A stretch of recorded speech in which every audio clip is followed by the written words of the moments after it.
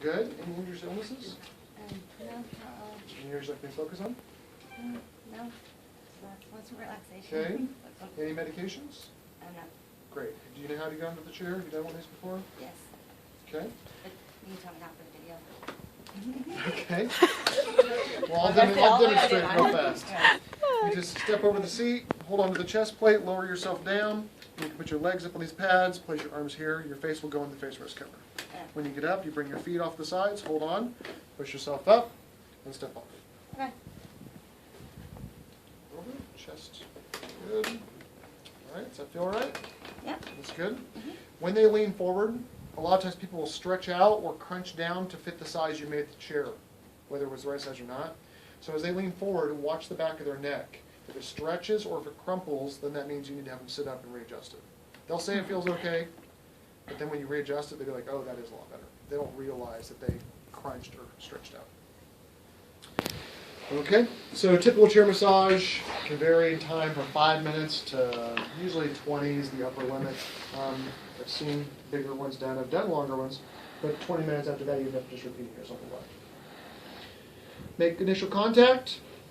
Before that, clear your space, clear your mind. I imagine like a blue bubble around them. When I step inside, I'm leaving behind all the stuff that might be in my brain, like relationship conflicts and taxes and bills. When I come in here, the only thing that matters is I'm focused on this one client for the next 5, 10 minutes, 20 minutes, however long they're paying for. Make initial contact and apply compression. Make sure the compression is coming from your body movement, not just pressing with your arms. Working with your body will allow you to work longer without getting tired. It also makes it more like a natural rocking, like you're rocking a child.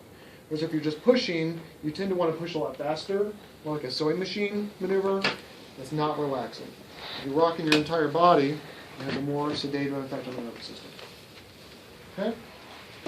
Now that was only light compressions. Even I was coming around to the side to keep my wrist straight, but still lighter. When you're working in the back like this, I tend to use fists when I go to deeper compressions, because if I press deep with my palms, I'm going to hyperextend. So compress with the fists. I can apply a lot of pressure that way without compromising my own body. And back up and fist twist. Just compress my fists and twist out.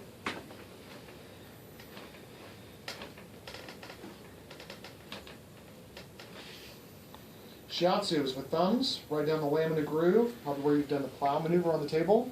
Make sure the thumbs stay bent. So if you hyperextend like hitchhiker's thumb, then that's bad for the ligaments in your thumbs. The weakest, most commonly injured point in a massage therapist's body. Protect them.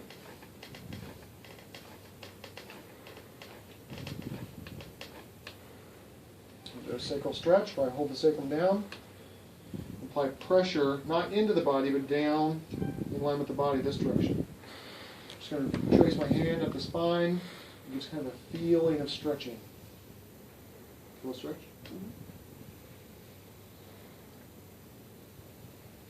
I'm going to do the shiatsu again, but this time there are 2 big bands of muscle run down the back. I did the inside when I did lamina groove. Now I'm coming to the lateral edge. Shiatsu that line.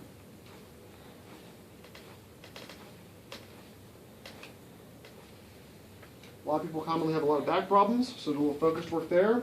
I take my fists in, to compress the sides of the lumbar vertebrae, and then friction. You press, drop the elbows to create the friction.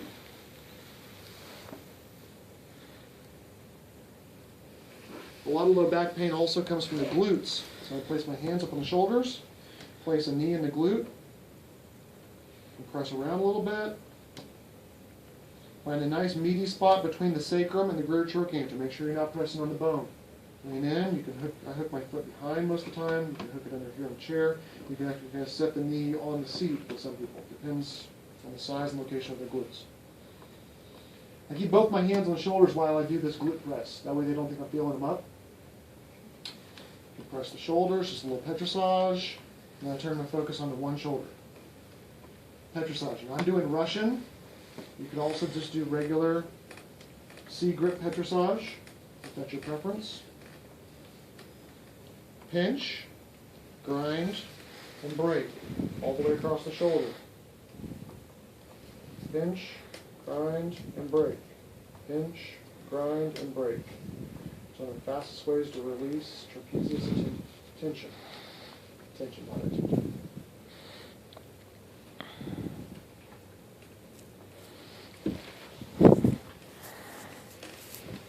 Relax that. Come back over, both hands on top while I compress the other glute.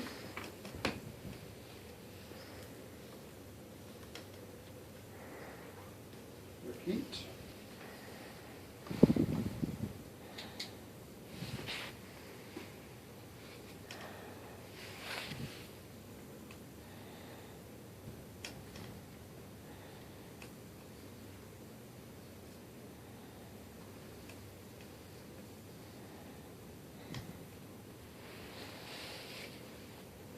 Okay, other techniques I can do on the back, bear crawl, bear claw.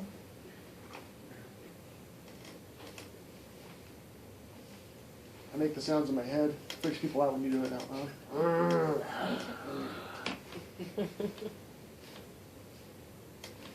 Russian petrissage with the knuckles on the back of the shoulder. Make sure on the back of the shoulder, not in the armpit. It'll tickle in the armpit, but on the back of the shoulder it feels good.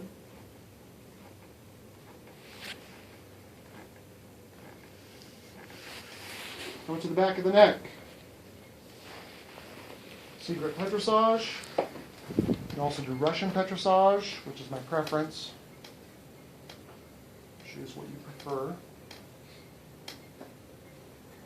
Skin on the neck tends to, well, anytime you're working on skin, tends to stick a little more. So I have to work and then pick up and move. If they have a collar, I can come up on that, and it works really, really well. If they have a hoodie, or if they have a shirt with a shirt collar, I can pop the collar and work through the collar. Helps prevent my skin from sticking to their skin, which can pull the hair and such. Pincer grip, petrissage, right at the base of the skull. This. Those little stress muscles right along the suboccipital ridge.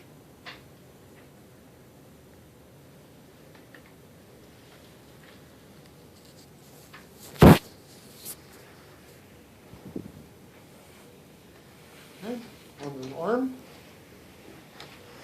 And pull the arm down in line with the body. I'm never going to go back past that. I don't know how flexible her shoulders are.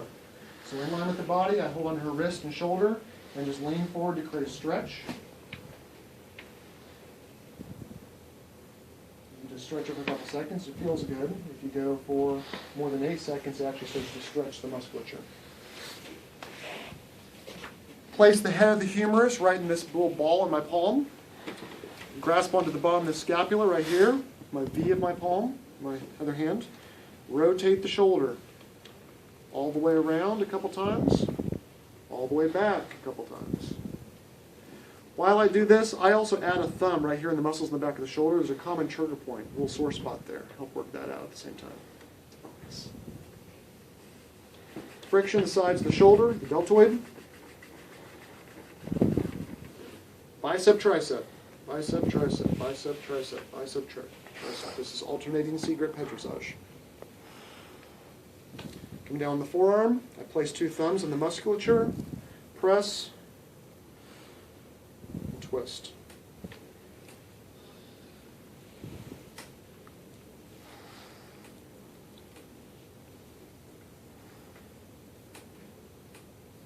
Carol? Yeah. When I'm talking like this, sometimes it's hard for me to pay attention to what I'm doing at the same time, so let me know if I'm going too deep, all right? C-grip petrissage, chucking. Grab on the wrist. And makey snaky, like making little snakes out of Play-Doh. Make sure you hold the arm away from them when you do this, otherwise it'll slap up against this board and hurt. Popsicle stick. I place both my palms on the back of her hand, fingers in the front, and open the palm up, stretching the palm open.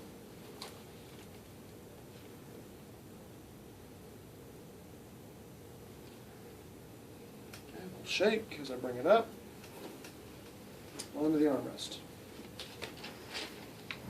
Do a little pressing.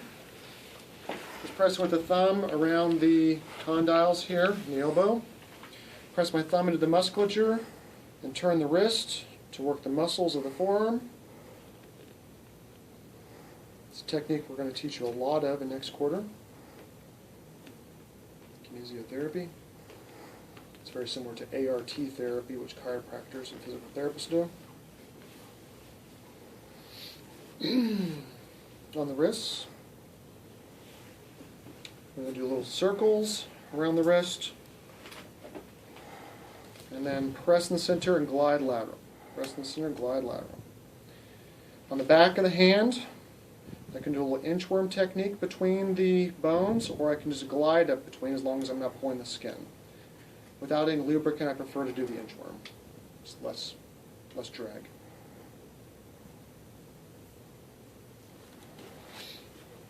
Finger snaps.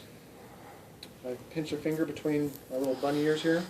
Pull, pull, pull. Snap. Whoa. The snap's coming from my hand, not from Okay. yours. That was both. Snap comes from, if I'm applying enough pressure when my hand comes off, my fingers snap together. Hand stretch. I can use my thumbs to petrissage a little bit. Notice the thumbs are not moving. It's my shoulders that are moving. The thumbs stay straight and stable. Grab onto both knuckles at the base of the fingers. Move one up, one down to massage the muscles between the fingers, bones, metacarpals. Those muscles are called the interosseae, the muscles between the bones. Hand taco. There's the taco, but I prefer to hold it this direction. Just works better for me.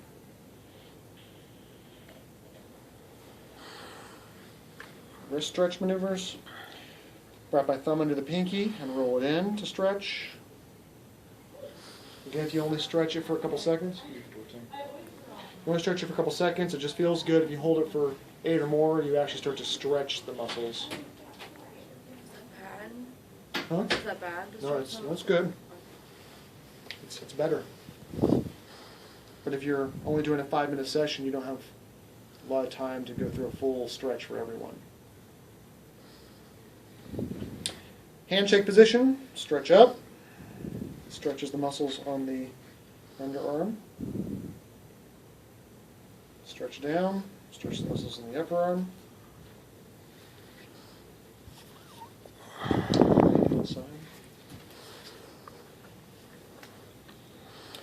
These muscles on the back are called the extensors. To stretch those, I curl her into a fist and then roll it in like she's showing us her big muscles. A little more. This stretch is one that goes from 0 to 10 within a millisecond. You've got to really monitor how much tension's in these muscles. They feel nothing, they feel nothing, they feel nothing, and then they feel too much. It's like an avocado. It's not ripe, it's not ripe, it's not ripe, it's rotten.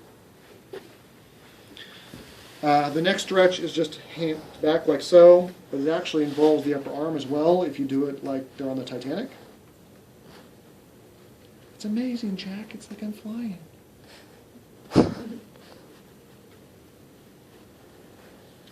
Okay. The thumb has 2 stretch positions. Stretch it down towards the front of the arm.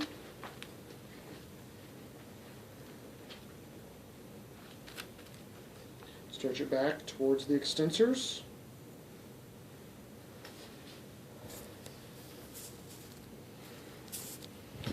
Chair massage is very, very common in corporate settings, office settings, so all this arm and shoulder work is really beneficial for those people.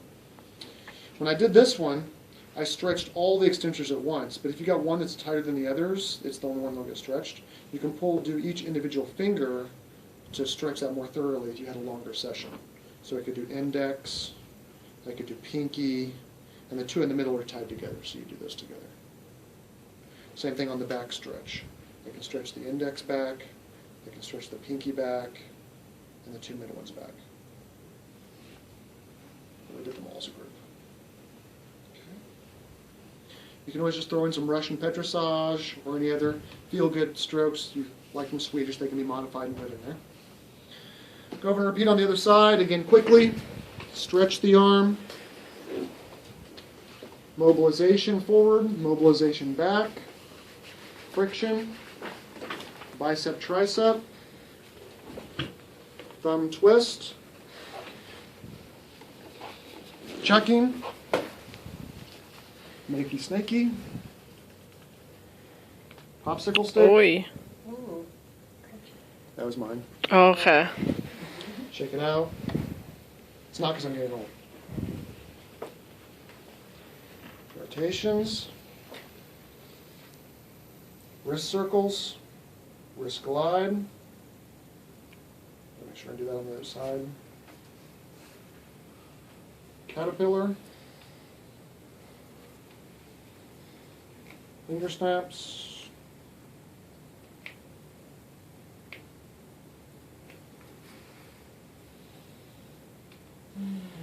Hand taco. And stretch with thumbs. Metacarpal mobilization. Wrist circles. Wrist glide. There are two bones in the middle and the base of the palm right here that form the carpal tunnel. I'm going to press inside one and hold. The pressure is not what's important here. What's important is the heat and the consistent pressure. It's like melting my thumb, melting through a little piece of butter and melting the attachment point. I'm going to shift and do the other point. Don't do them both at the same time. If you do, it tightens the carpal tunnel. Our goal here is to loosen the carpal tunnel. Release one side, then release the other.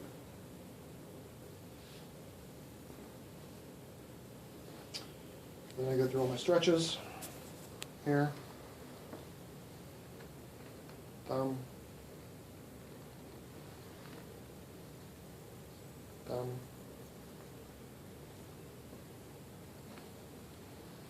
Line.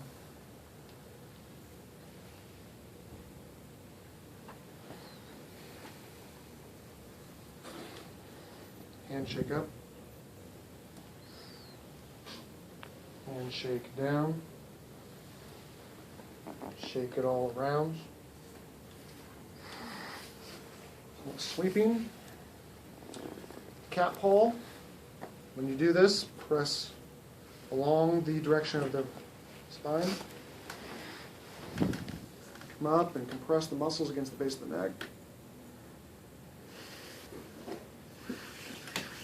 Effleurage to kind of wake the body back up. Friction. Put my fingers on one side, the base of my palm on the other, so I'm getting both sides at the same time.